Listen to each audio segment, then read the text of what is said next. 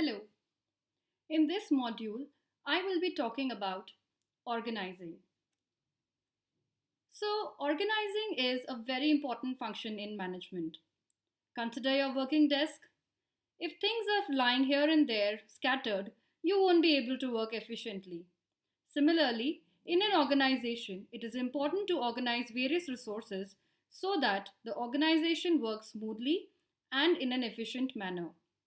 But before moving on to organizing as a function, it is important to understand organization and its concept. So, organization can be used in three senses or three concepts. First, organization can be a group of persons, which is also known as institution. Organization can be a structure of relationships, and organization can be understood as a function or process which is known as organizing. So let's first understand what is organization as a group of persons.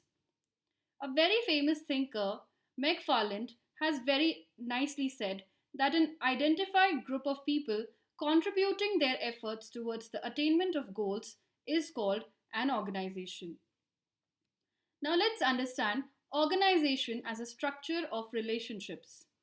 It is a network of horizontal and vertical formal relationships, that is, relationship between individuals or group of people working in the organization which form a group.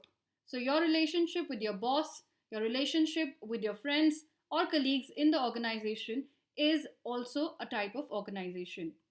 And organization as a function or process, which is known as organizing. So, organizing can be defined as the process of identifying and grouping of various activities, assigning duties to individuals, delegating authority, allocating resources to the members for the purpose of accomplishing specific objectives. So, this is the proper definition of organizing and it incorporates all these functions. Now, let us understand the process of organizing. So, organizing process starts with defining organizational goals. Then you identify various activities in the organization. You group those activities depending on what is the factor.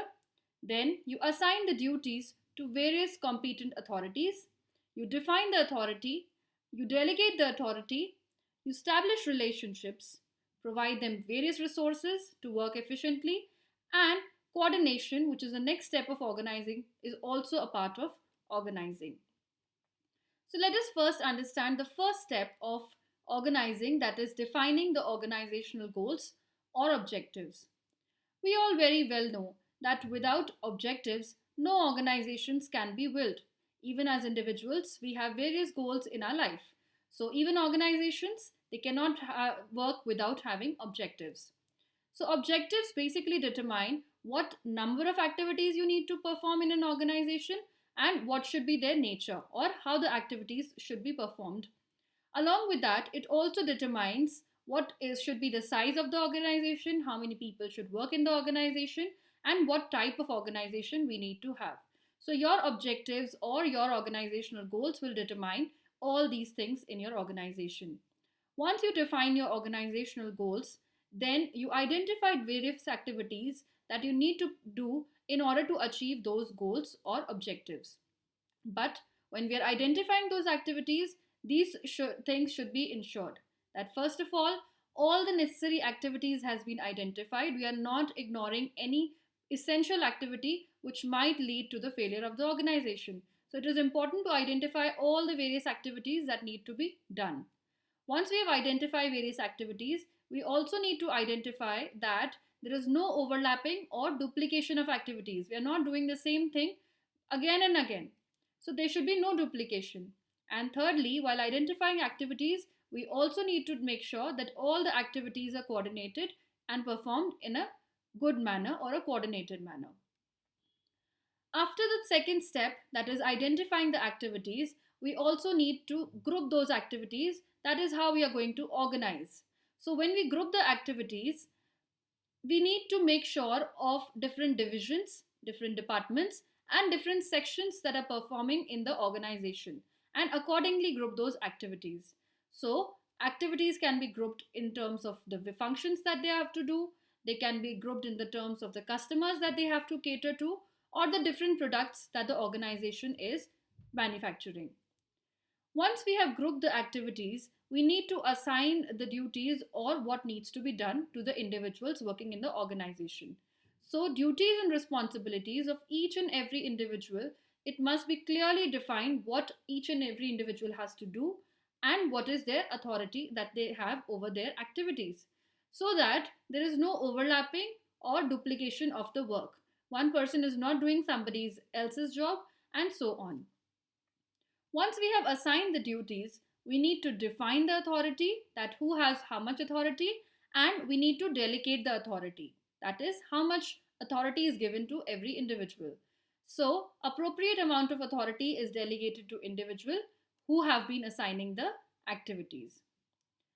Once the authorities has been defined and delegated, we need to determine the relationships also in the organization.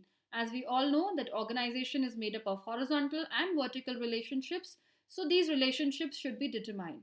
So it is very important to determine what is the relationship between different individuals working in the organization, and whoever is doing the organizing function, they should determine that who is the boss and who is his subordinates, that is from where does the authority flow. Then we need to allocate the resources. So, organizers should allocate resources needed at all the levels of the organization.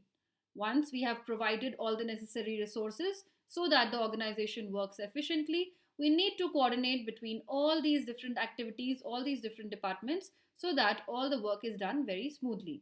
So, coordination is essential because it enables the organization members to keep check on the goals and reduce the inefficiencies or harmful conflicts, and also the duplication of work.